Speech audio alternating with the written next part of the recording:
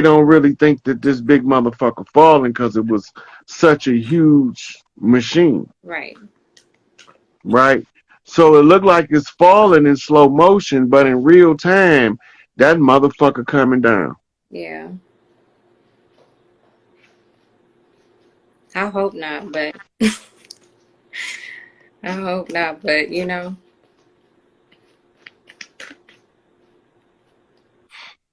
Well, part of what I wanted to do for Taj was to create a condition where he can retire and he no longer has to teach for those that much time. He can do it as a leisurely pursuit now when he sit around and have conversations with other people from the struggle, and then we can get to watch it like they watch their late night TV show. Mm-hmm. Right. So I like, can you imagine just being able to turn your TV on and see a casual conversation on civics between Taj and Malachi York, No. or say Taj and Farrakhan? Just a cordial conversation about the mechanics of government and the understanding of waking up people, or any subject that y'all throw out there. Right. Right? To see these elders to not be not at their job done, we got to go to a different level. But to be able to draw from their studying and years of teaching, right? We can benefit so much more by um, seeing a casual conversation in the living room setting between um, Larry Hoover and H. Rap Brown, right? Can you imagine just the casual conversation they would have and the value that add to our community, Mm-hmm. right? Because we need to understand the struggle that we've been through. And most of the people don't have a very keen perception of protracted struggle, what it means, and how it takes for us to overcome it. Mm-hmm. Yeah. It's Oh, always Steve been Coakley was the truth. I wish Steve Coakley was still around and give us some more of them jewels he used to be dropping. who was that? You remember him? Remember Steve Coakley from Chicago? Mm-mm. I don't even. But he was the one who was teaching us about the Black Boule. No, I have to look Right. him up.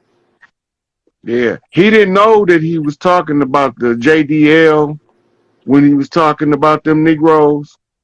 He didn't know he was talking about them motherfuckers like that. He thought he was talking about pale skinned Europeans and the Negroes that worked for them. Mm. He didn't know he was dragging out the motherfuckers that was hiding behind the scenes in the secret societies doing the dirt, and he was putting them in the front, letting everybody see what these Negroes look like, Mm. and they couldn't have that. Hold on, I need to write his name down. Are you saving this live? Yeah. Okay, then I'll go back. I'm just saying, Yeah. I need this name. Hold on. Yeah. Mm-mm. But it's like part of it, like the fraternities and sororities and the universities and colleges, Mm-hmm. right? They not all there to manufacture motherfuckers that work for the system, Mm-hmm. right? They really there for us to be able to have minds of affection between us off brotherhood through similar circumstances of struggle. So when you go through the hazing period, this is when you build in the bond with the brothers of your order. In the trust, okay. Yeah, But it got infiltrated then. yeah. All of the secret societies got infiltrated. Yeah. Point of entry was 32 degrees Scottish Rite. Mm. Man, you know why education is so important? Because, or at least just being able to comprehend and pick up a book and just get what's being put down in the book is because you're dropping so many gems and so much knowledge that I know I'm missing. Like, you know, the games are you trying to get all the apples? I'm like, you know what? It's divine. Like, whoever it's meant for is going to fall into the lap and the ears of the babes. So it's okay. Mm-hmm. That's one of the things, like, I didn't know when I was putting this puzzle together. that it was gonna play out like this. Yeah. Nobody don't understand the level of fucked up I was to find out that some motherfuckers that looked it like us was behind this shit the whole time. That was the most traumatic shit I ever experienced in my life. Yeah, because I mean this whole time you're told that your enemy, especially for Aboriginal, black men and women, that your enemy is the white man. Your enemy is the white man. And Right. so you're told that And that is all that's your a life half and truth through too. generations. Hey, look, that's a half truth too. It is there is some truth Because of like the enemy is the white man, but the white man ain't white. exactly. That's the half of the truth that ain't been told. See, so my thing that I'm coming into at this moment is like we perceive white as a complexion, and then we also look at it as a race of people. And we know that the black woman and the black man can give birth to an array of colors, right? So in knowing Hmm. that, then okay, I have to accept the truth that if we're talking scientifically, then the makeup of the black woman and the black man is God, because that's what gives birth to all the people. But when we're talking about living on a planet, and when you talk about giving birth and then dropping off, little bodies everywhere, they adapt to the environment. So their skin changes, everything changes about the people. And like in my heart of hearts, I feel like it's so much about character at this point, because there's a lot of truths that have been lost in the history of oppression that we're taught. And also we picked up so many prejudice that we did the work of the enemy. So yeah, there was segregation and there is racism, but that's because it was a game of telephone and somebody whispered something in somebody's ear and you picked it up as a trait and as a personality. And I feel like it's really about character now, because we think that the enemy is just a particular set of people, when really it's a conglomerate that came together working for, the man or the thing that comes from another being. Right. But that goes back to um they come just like we come in our shades, they come in our shades. The ones that's working against us, they come in all shades. But the ones that's helping us come in all shades. Right. That's Right? why that discernment is key, so you can discern the spirit and the character of somebody. Right. And then you get to read the person for who they is, as opposed to following the dogmatic pursuit of what has been weaponized against us. Racism is a weapon. It's one of the most subtle weapons because it's done under the pretense of the caste system, Hmm. right? Which is a governmental construct, right? So all of that shit is to be weaponized against us. They weaponized our spirituality and gave us religion as a weapon, right? They weaponize our understanding of um, law or lack thereof. They weaponized our ignorance in order to use it against us. Right. So everything been weaponized against us. The classism, racism, sexism, all them isms, the religions, the social factors that's been set up as an illusion to give the appearance of legitimacy, Right. right? Now that shit over with. Because the mission that we own now is to walk through things and try to see it for what it is so we can tell the ones who don't see it what they going into. How do you know what to say and what not to say? Because I do, like, I know that spirit guides you too, because spirit will, I've had that where it's like, be quiet. But then, Hmm. like, I guess I answer my own question, but because sometimes But it's like, I don't know if you have yeah, you have clues as to what to say and when to speak up. A good example is I just took my dog for a late walk, later than normal. I just got the urge. I didn't know why, right? So on the walk, I started smoking the blunt, I'm cool all the way till I get close to my uh dock that I sit on to get my download, right? So by me smoking the blunt, all of a sudden I get this sour taste in my mouth, right? Now, what am I thinking about was this birth certificate right here.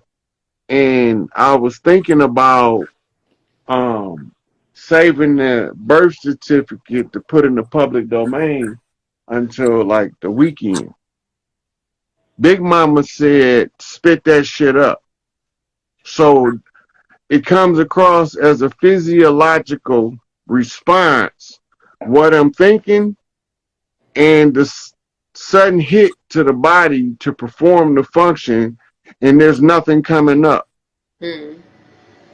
right? The only thing that's coming up is froth, Mm. Mm-hmm. right? So, and then they tell me, okay, Big Mama say, spit that shit up, right? And I gotta say it out loud or it won't stop.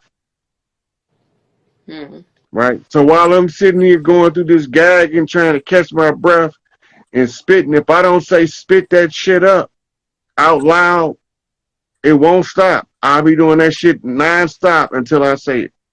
Oh my gosh. And then that's how I know whatever I was thinking about, she said, spit that, put that shit out there. Okay. Right. So then I come in and I respond by giving the information she told me to give. Spit that shit up. Okay. It's, you know, I'm silent because it's like you gotta sometimes like when you know when God tells you something, it's like for real. Like you want me to say what? You know what they about to say about me when I say this? You know. But you know, Big Mama got a foul mouth sometimes. Yeah. She make my deal look. She don't make my deal look like she ain't saying nothing. Right. Cause Big Mama like to cuss. It's nothing like a good cuss word sometimes to bring the whole sentence together. Mm-hmm. Yeah. So you want to flip a couple cards on something? Sure, go ahead. I'm ready. Let me see if I got something in here we can ask about.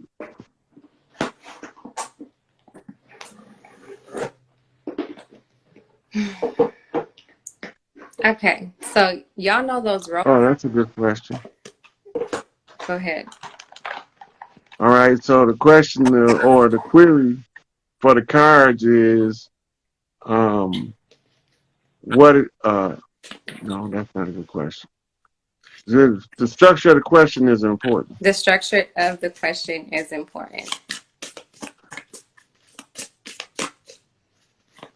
So the signs we're looking for is the raising of the matriarch. How would you put that in the question format that Hey, we can read it?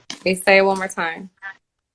We trying to discover the information on when will the matriarch rise? Hmm. Right. That's the flip of the system. That's the flip of the system. Well, okay, I took that question in two ways, like literally and figuratively. So, you know, I took it figuratively when you said it's the flip of the system, but the system is already flipping on its head over and over and over and over Right. and over again.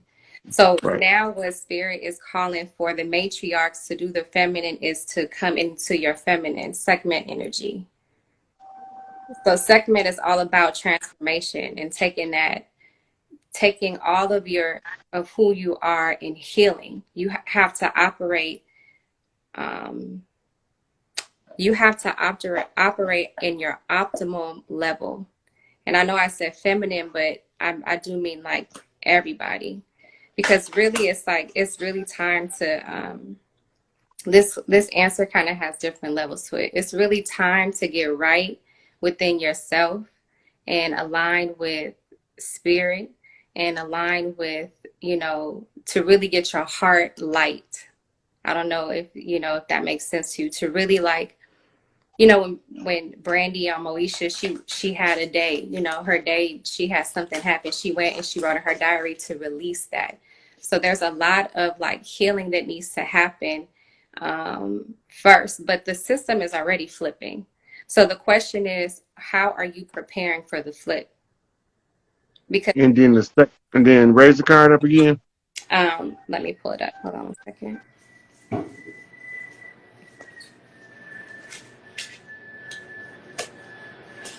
And it's number 7. Okay. All right. Now behind Sekhmet, this is what looks like a cape flying in the wind is red. You Mm-hmm. see it? And on the bottom it says transformation, fierce compassion, healer. Right. So, And she's coming in through the clouds on 3 cobras. Right. right. Now, if you look at the bottom, you see what we call lotus flowers. Mm-hmm. Right. And it's 3, 6, it's 9 of them. Mm-hmm. Right. 9 is completion. Lotus flower represents the crown chakra, Mm-hmm. right? So to the finish is coming in with behind the 3 cobras. The cobra is the caduceus, or it's the symbol for wisdom.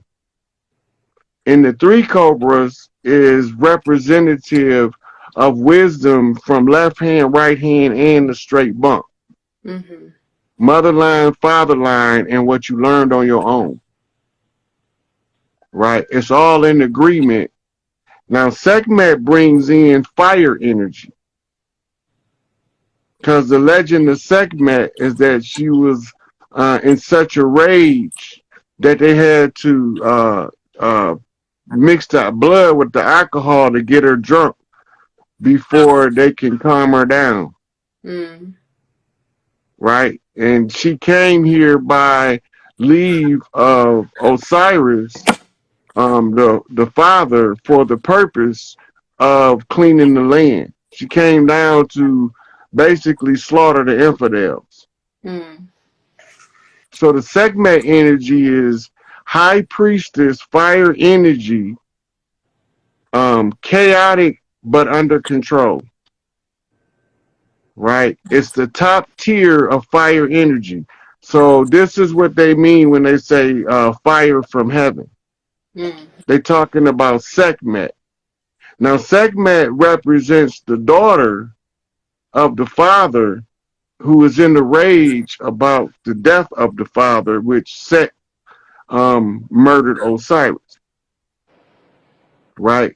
So Sekhmet comes um, to aid her brother Horus in the revenge of the death of the father, Mm. right? So now the brother might not know she there, or she might not know he there, but both of those energies is converging metaphysically to cleanse the family line. Mm-hmm. So the fire energy is coming from heaven, as you see in the card. Sekhmet is coming from the skies, and she ain't happy because her mouth is in a rage, Mm. right? So she's coming to bring that fiery cleansing energy. Yesterday, the Vatican, Rome was on fire, Mm. right? That's called a knockback. So we connecting something that happened in the physical world to the description that the card is expressing as we break down the symbolism of the card, right? Mm-hmm. Now the clouds behind her not white, they baby blue, Mm-hmm. right? So baby blue represents the blue baby or the baby boy that came from daddy's baby boy, right? Daddy baby boy is boy blue, right? And mama's baby boy is the red boy, Mm. Mm-hmm. right? Mm-hmm. Because the red line is the mother line, is the blood inheritance Mm. that comes on the mother line, where the blue line is the father line, where the upright man can rule if he have the blue blood of the father, the noble trait, Mm. right? All of this being expressed from Sekhmet on her way, that means that this shit is coming to an end.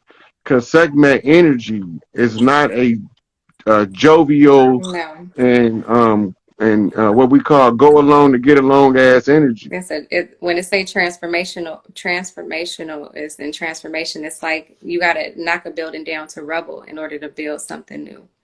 So it's the code. It's the code of the phoenix. Mm-hmm. The transformation comes in the burning it to its ashes. Mm-hmm. When you burn something to its ashes, that's called the least common denominator. Why? Because no matter what you burn the ash, all of the ash is going to turn out to be carbon.